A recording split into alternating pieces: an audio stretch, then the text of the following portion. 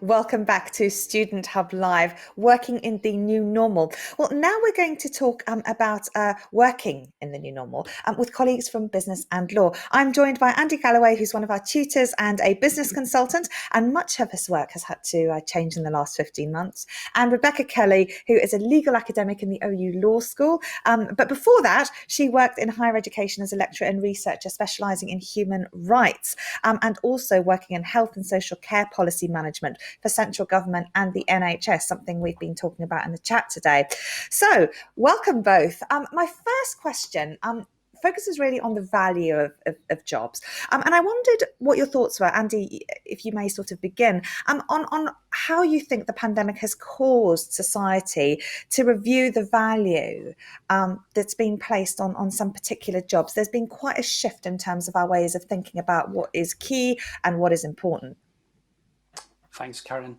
Yes, I think we've noticed there's been a bit of a change in society and how society views some jobs. Traditionally, we had public sector jobs like the military, health, policing, fire service, ambulance service. These were always considered to be key jobs because these were essential services that we needed. I in a previous life, I was a police officer, so I'm acutely aware of what that sort of key roles in society whenever you have to prioritise. I think what the pandemic did was change the landscape a little bit, and we've seen what always have been key roles suddenly being recognised as such. And I'm referring to things like retail, supermarkets. We needed our supermarkets. We needed the people to man the checkouts. We needed the people to work behind the scenes and get the food onto the shelves. We needed the transport and logistics to get the food from the warehouses out to the supermarkets. I think we all remember March and April 2020, whenever toilet roll became a commodity and probably went up in value higher than gold did for a brief period. And it was the supermarket staff who managed to get it all back out onto the shelves. We've seen education and the role of schools increase in society. My daughter-in-law is a teacher and spent much of last year teaching the children of key workers. Those key workers weren't necessarily doctors and nurses and police officers and civil servants. Quite often those key workers, the children, were their parents worked in logistics in the supermarkets, and in many cases in education as well. So I think what we did see was a real shift in the value of what actually is a key role. And we realised, you can have all these services, but you also need food. You also need services to be delivered. We needed to keep our roads open to get our lorry network right across Britain to distribute stuff out. So there was an increased appreciation of these roles that we hadn't valued, that all of a sudden became absolutely essential to keeping, food on the table and people in toilet paper. But these very people were often in the most insecure and underpaid work environments. Rebecca, what are your thoughts on that, and how has that impacted? Yeah, it's a really, really interesting area. So thanks for raising it. So as you say, I mean, certainly, I think as a society, a positive that has come from the pandemic has been that we now recognise the importance of different roles, and as you say, have more empathy towards how difficult they can actually be.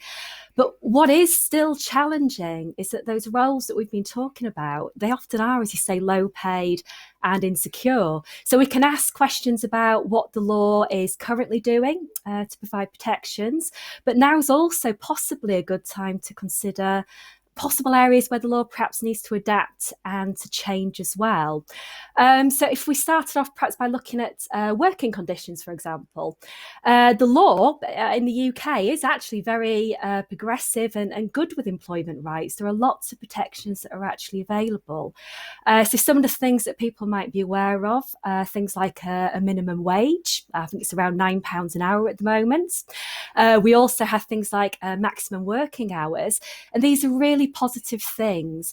But when we're looking at the law, we do also have to ask just how effective the law always is as well. So if we stick with those as examples, if we talk about the minimum wage, There are question marks over whether that actually represents a living wage, which is a slightly different thing. There are also questions when it comes to things like maximum working hours. Even before the pandemic, how effectively were we actually monitoring and protecting people's working hours? And if we look post-pandemic, with, for example, things like remote working being on the rise, it becomes even more challenging to track the actual hours that people are working. So, the law constantly has to evolve. The other thing that we mentioned was this idea of insecure workers, and that's actually something that has been all over the news recently. So I imagine a lot of you have heard about, for example, something called a 0 hours contract. Now, with 0 hour contracts, there aren't actually any fixed hours for a given week. It's a lot of flexibility, and that can be something that's a real positive from a business point of view, where they have, for example, unpredictable work. Perhaps they're a new business, perhaps they're a service industry where demand fluctuates. That can be a really good thing from a business point of view. And actually, from a worker point of view, they can have real pluses as well. So if, for example, you're a student or you're a parent of a young child, or perhaps you've recently partially retired, having that access to flexible work can be a really positive thing. In terms of the law on 0 hour contracts, you do also have lots of employment rights. So you do have, for example, the right to your wage. You also have the ability to take a paid holiday and to have rest breaks. So there can be really, really good parts to that type of arrangement. However, they are really rising quite significantly and quite quickly, these 0 hour contracts. And research just prior to the first lockdown shows that there are around 1 million people on these contracts. So some interesting questions are being raised about whether or not people who are on those contracts as workers are actually there by choice. So, I mean, might be interesting to gather some views on sort of people's feelings about these types of 0 hour arrangements. Absolutely. So let us know in the chat how you feel about 0 hours contract. Patrick says the minimum wage has become a benchmark and a target to keep wages down, which is interesting. And Rebecca, I think you've raised this really interesting notion here about supply and demand and for whose benefit some of this is working. You've mentioned that both for businesses it can be very useful having this flexibility, and equally for employers it can have this flexibility. But it's difficult, as you say, to identify where there's a correlation in terms of what driving factors are really leading some of this. Is it that this is really benefiting the businesses or the individual people? So let us know your thoughts about this in the chat. Rebecca, I wonder if you might want to respond to Patrick's point about minimum wage. It is actually a very, very interesting point because yes, because the minimum wage is obviously a good thing, we said it does give that kind of benchmark for people, the basic level. But because people do often refer to it as being, well, that's the living wage, that's what the government recommends that we pay people, there can be an assumption that it is, always enough, basically. And if we have everybody paying similar levels as a result of it, it can indeed potentially, stagnate things slightly. But there are initiatives out there. So one of the things that we will probably talk about a little bit today is when we're making choices, for example, as consumers about which businesses we decide to use services from, to purchase from. There are various benchmarks that they can sign up to with organisations that talk about the real living wage. So there are certain things that we can do to try and push things up, because the law is there to set basic levels. It sets the basic threshold that we can't go below. But the hope is really that work is properly valued and actually, perhaps the pay is slightly higher than the minimum wage requires as the absolute basic level. So an interesting point from Patrick, and Mark raises another really interesting point, saying, unfortunately, you can't live on zero contract hours, especially in terms of security. And this is a key thing because there's several unions that are calling for a ban on some of these because they say that, people can't save for the future and also they can't sort of budget for fixed hours in the week. So I wonder what some thoughts are on that. I mean, is this something that should be banned in both of your opinion? Oh, this is an interesting one. Certainly, in terms of people being able to, for example, access mortgages or certain levels of leasehold premises as well. If the landlords are looking at guaranteed incomes, there are problems. So, for me, I wouldn't want to necessarily go in one direction or the other, but I would like people in the audience to definitely be thinking about where they think the balance should be, because there are obviously perks in terms of economic efficiency to having this flexibility. On the other hand, we could ban it completely because of the situation it can put some workers in who perhaps haven't really chosen to be on these arrangements.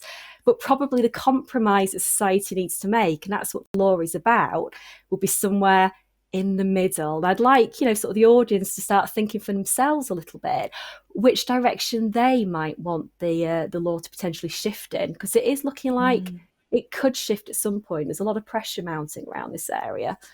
Well, let's ask them. Emily, what do people at home think? So the chat, having this discussion, it's just the chat's blown up. So understandably, everybody's got an opinion on this. It's interesting. So we've got Tracy, obviously Craig and Tracy and Mesra have all sort of they've got an opinion, and the opinions are on sort of both sides. So I think you hear a lot of kind of news stories, and actually my brother was on a 0 hours contract, and it was one where he barely got any hours. So it's an extreme case where people aren't getting full-time hours, and people were talking about this on here. Mark was talking about the fact that it's fine if you've got a full-time wage and you're getting those hours. If you're only getting a few hours a week, you can't live on that. However, Craig talked about the fact that actually, if an organisation does it well, he's put 0 hours contracts can be useful to both, as it provides flexibility for both the individual and the employer. It's from what Craig's saying, it's just a matter of making sure it's a discussion that's had between the two to make sure that balance is reached, rather than it being one party dictating in a way that takes advantage of them. But I think that's the thing. It's again, like we were saying, it's again government kind of legislation as well. How do we regulate these sort of things so that people can't take advantage? But people seem to be they've got they've got a lot of concerns, but actually it's that flexibility that they're still interested in. And as with with COVID, we're learning about sort of more flexible working. So some really interesting points. Really interesting discussions and really interesting sharing experiences of particular workplaces. We've asked whether you would opt for a 0 hour contract, and 71% said no, they would not opt for that sort of contract. Now, this is something, Andy, we were talking about a little bit earlier today, which is about the value on particular roles. And I think, this is something that's quite interesting here. So some roles have become more recognised as being valuable during the pandemic. I wonder if you could share your insights into which ones those are and what the implications of that is. But absolutely. I work a lot with engineering, construction, manufacturing companies, assessing their people management practices. Traditionally, we have always looked at the front of house and the key operations. So, you see the operations staff, you see the manufacturing staff. Within construction, you see the guys on site. You will see the key roles, the architects, the quantity surveyors. These are very much the industry-led roles, and always have been given precedence by those organisations. Last March, everything changed, because all of a sudden those architects, those quantity surveyors, those valuers, they weren't working in their offices anymore. They had to work from home, and to do that, they had to get connected onto a network. And all of a sudden, the IT department, who have always been those folks who live in a dusty office at the back of the building, they suddenly took precedence. They had to get everybody in the organisation online and communicating quickly, and their value increased. And at the same time, the human resource managers, those folks who again sit in a supporting role, and in some organisations are still considered to be a cost more than a value. All of a sudden, their value became very apparent because they had to start looking at things like furlough. They had to get people onto work rosters. They had to get people back into work.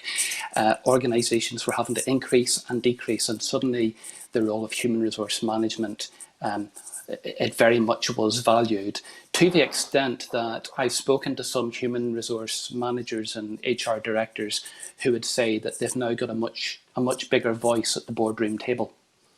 But I want to highlight another, because these IT and HR they're fairly well paid and professional roles. And just to go back to what we were talking about a few minutes ago, again, some of the hidden workers within organisations who suddenly came to prominence were the people who clean, the people who hoover, the people who empty the bins, and those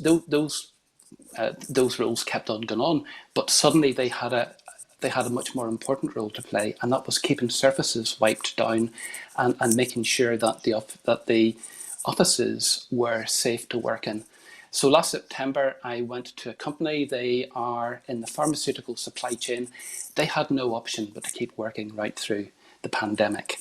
And so whilst everybody went into lockdown, they had to keep going for obvious reasons.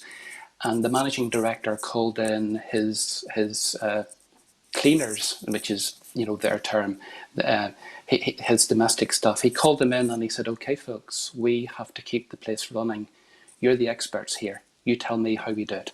How do we keep, what protocols do we now need to put in place?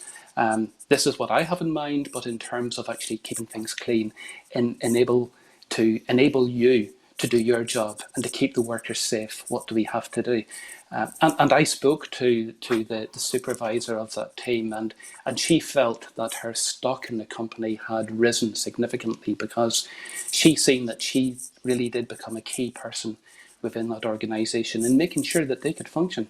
And there was that move from being that hidden role of the person who occasionally comes through with a vacuum cleaner or comes through and empties the bins.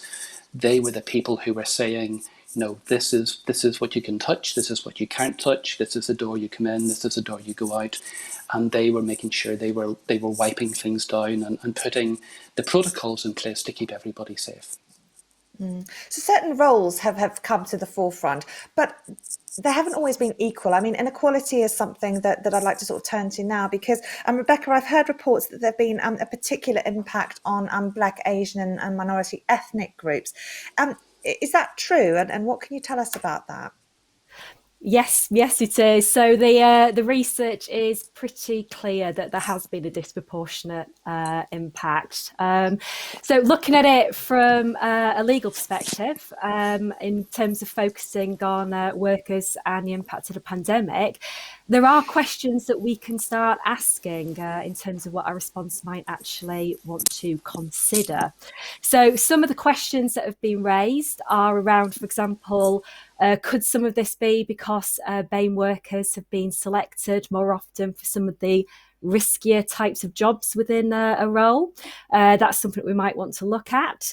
Another thing that's actually been raised is whether or not there may be reasons for BAME workers feeling less able and comfortable to challenge health and safety issues that they may come across or sort of see, or whether or not they're confident to whistleblow in the same way as other workers. And then there's also just a big question. What we're often coming up with as employers is blanket policies in terms of how we approach the risks that COVID potentially raises. And there are some question marks whether those types of blanket policies, for example, over returning to work, are appropriate, or could they actually have what we call indirect discrimination effects against BAME workers. So that's where something that may be done innocently actually disproportionately affects a particular vulnerable groups. So there are quite a lot of interesting legal debates that are actually raised on this particular area.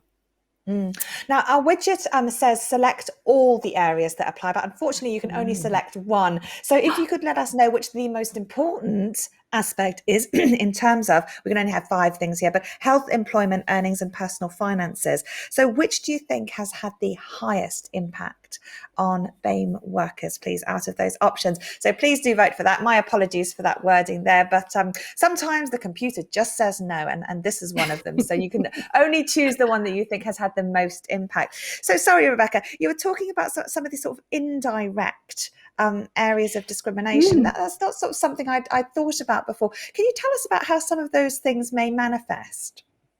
Yeah, so I mean, the classic examples, because this is obviously an emerging area in terms of the possible indirect discrimination for BAME workers. But if we were to look at it in a well-established area, which would be indirect discrimination against women, for example, it might be having employment policies about having to start very early in the day, for example, and that could well impact on people who have childcare responsibilities if they've not been able to, for example, drop children off at care facilities or at school, depending on what age range we're talking about.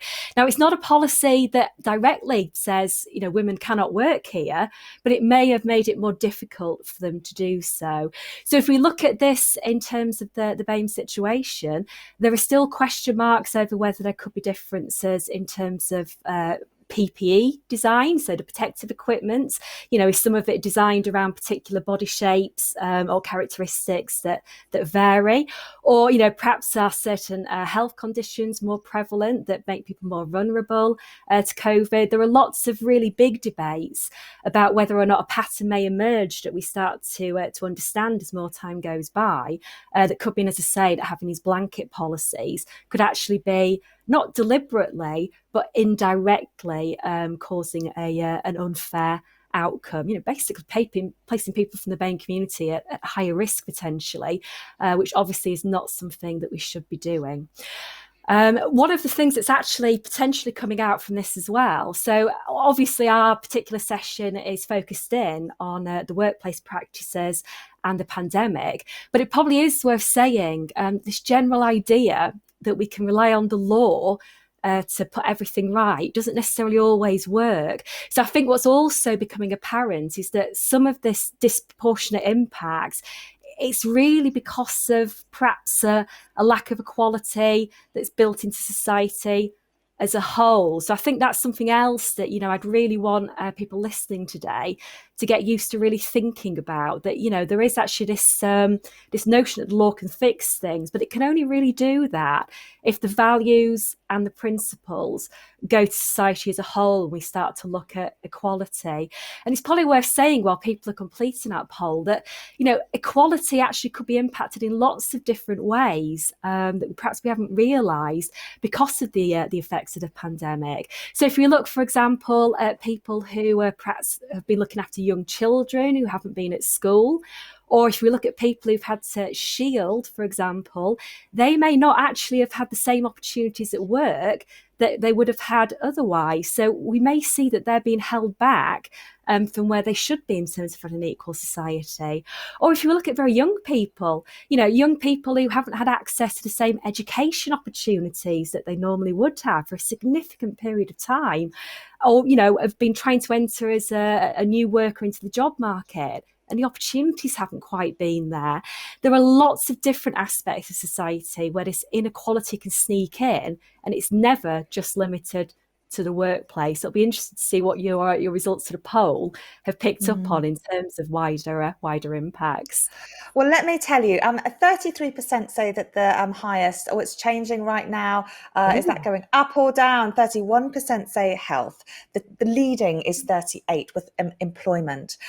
Then earnings at 25%, and then personal finances very low in at 6%. So employment is the key thing that people see. And as you say, Rebecca, a lot lot of the sort of challenges about, making sure that these concerns are able to be heard, and about engaging the voice of all people within some of those considerations. So it's very interesting. What do you have to say then, Rebecca, about that poll with employment being the single highest factor? They are all interlinked. So the Mm-hmm. reality is that the research has shown that there has been a disproportionate impact across all of those things. And actually, a lot of it links back to what we've said about the type of employment before, that a lot of workers have been involved in perhaps some of the higher risk roles that perhaps we're appreciating more now. But also in some of those things, they've been on those types of insecure work that we talked about. So it could be that they're on 0-hour contracts, or it could be actually that they're classed as being self-employed. So they're working in the gig economy for companies like Uber or Deliveroo. And when the work dries up, they don't have that kind of guaranteed income. That makes getting access to credit difficult. And it can also, as a result of that, lead to financial inequality as well. So it's impacted across everything. This overview of how the law works in overall society is critical. It's never as simple as just looking at one particular issue. So that's really interesting. Yeah. Absolutely. We're nearly out of time, and I want to talk about one other really important point. Andy, I wonder if you could fill us in on some of this. So this is around the notion of flexible working, something that we've been discussing throughout today as well. Yeah. But I wonder if there are any developments here in that direction of people being able to work flexibly. Yeah, I wonder how many of our audience today are working from home and work for organisations that previously said, no, you can't do that. We have to see you. You have to sit in the office. We have to watch what you do and monitor what you do and manage your performance. And all of a sudden, working from home became what we now call the new normal. I've been working from home for 11 years. I work for Open University. I work for myself. And so the room I'm sitting in is my office. I'm quite used to it, but I know for many people this has been a real struggle. But digitalisation is the way forward. Look at what we're doing right now. We're doing what so many organisations do day and daily. They video conference each other. We are having a meeting in the same way that organisations all over the world are now having meetings in a way that used to be face-to-face. That in itself has made a change. We are no longer jumping on a train or jumping on, in my case, jumping on a plane or driving somewhere. We are doing it from home. I was flying about once or twice a month up to the middle of March last year. In fact, I just got home from an Open University residential school just in front of the lockdown. I just got home in time. That I haven't been on a plane since. I have no bookings. I have no desire to get onto a plane. The world has changed, and whatever the new normal is going to be, it's not going to be what it was. The flexible working elements also mean that working from home means we don't need large office spaces. And yet we also do need large office spaces, because in an office we can't cram in as many desks as we did previously. And so organisations now have a bit of a complex thing to deal with. Do they get rid of office space, or do they actually look for more office space to enable people to work in larger offices and be socially distanced? What do you do with employees who rely on public transport to get into work? I know a company in Belfast, an IT company, and their biggest conundrum is they don't have any parking space on their building, and they are a city centre building. And they feel they've got a duty of care to their employees to say, we don't want you getting onto a bus or getting onto a train at the moment, not until things are better. And so that flexible working element of working from home is for them now an essential. There's no silver bullet. There's no black and white answer. These are complex issues, and organisations are now grappling with them. And of course, the complexity and uncertainty of COVID means we don't really know. We still don't really know what this is going to look like, even in 3 months' time.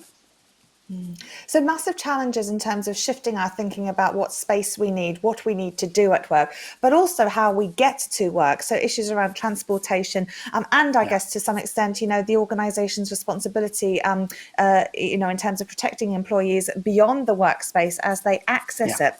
Rebecca, I wonder if you can talk about some of the legal implications of these, because, we've seen that COVID's boosted things like, automation, digitalization, and also we've been talking about remote home working. But I imagine there are lots of issues that come around employment and also human rights.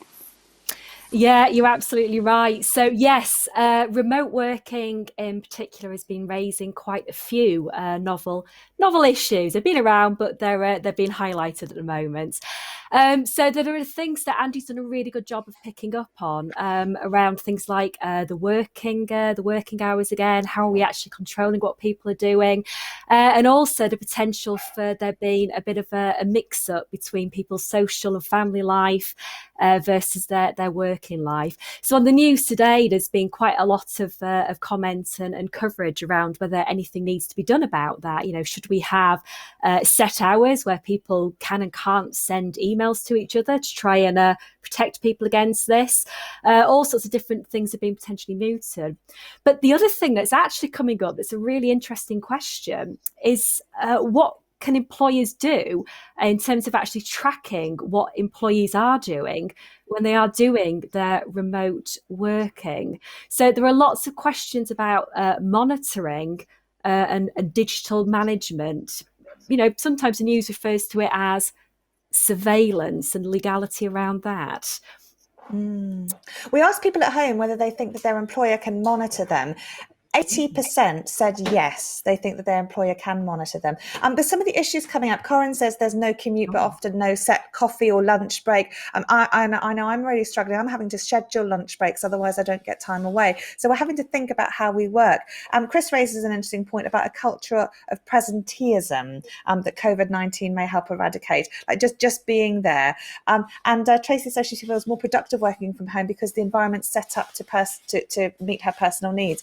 And Sarah feels that there's a lack of trust, I assume, in terms of from an organisation, or this need, I guess, to sort of account for what we're sometimes doing in the day. What do you make of those issues, Rebecca?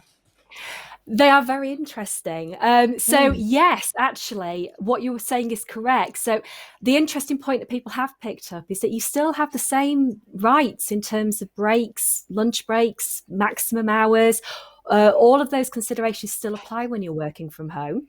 But you're absolutely correct as well to pick up that it can be quite difficult for employers to actually spot whether you're actually overworking or not. So when we talk about monitoring, it can be quite tempting to look at it as being a purely negative thing, like my employees watching what I'm doing.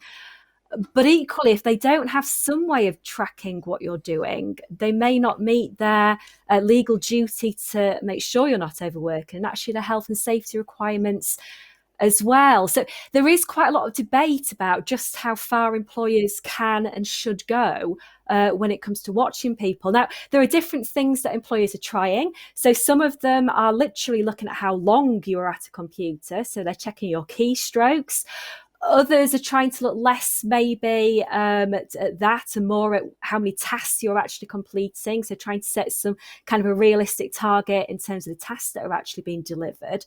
But all of it is much, much more difficult because they can't physically see you coming into an office at a particular time and leaving an office at a particular time. And actually trying to get that balance right, it's new and it's novel. And it's going to take quite a lot of getting used to. Like Andy's saying, I mean, the entire way that we structure our work environment is potentially changing. And we're not sure whether it's going to go completely back to how it was once this pandemic is over, because quite a lot of people find that home working and the flexible working is something that they'd actually like to keep up. So it's challenging. It's a very challenging area. We're out of time, but there's just one question I'd like to ask Rebecca, which is around the notion of what people can do. Now that we're sort of considering whether or not we can open the office, we're thinking about whether or not we want to go back into the office. So my question then, very briefly, is if people want to keep working at home, can they insist on it? Where do they stand from a legal perspective? They have a right to ask. So they can't necessarily insist on it, but they have a right to ask for what's called flexible working. So that could be working from home, or it could be consolidating your working hours into less days, or it could be having flexible start and finish times, for example. So you can ask, and your employer can't unreasonably refuse. But there are a very large number of reasonable reasons that they can provide for requiring people to go in. What looks to be happening, again, it's been covered on the news quite extensively, is that employers are potentially going to look towards maybe a balance. So some working from home, for example, versus some in office working. But actually, depending on the size of the business in particular and the nature of the work, there'll be quite a lot of variety in terms of what employers decide to do going forward. But it's another area that we could be looking at legal reform for, because it is something that both Labour and the Conservatives are picking up on as being something to consider going forward. And another thing that I love about law is it's always so dynamic and interesting and always changing, which is what makes it so exciting. Andy and Rebecca, thank you so much. That has been such an interesting conversation. I wish we could stay and have it for longer, but we can't, unfortunately. We're going to have a quick video break. I'm going to grab a cuppa and a biscuit. Do the same at home. We are going to look about a video about balancing work, life and study, something we've been talking about today. Plus, I'll show you inside the Jenny Lee building. Then we'll be back for a really interesting discussion again, but this time we're going to be talking about introducing COVID vaccine passports. So do stay tuned for that. It's going to be a really, really good discussion. See you in just a moment.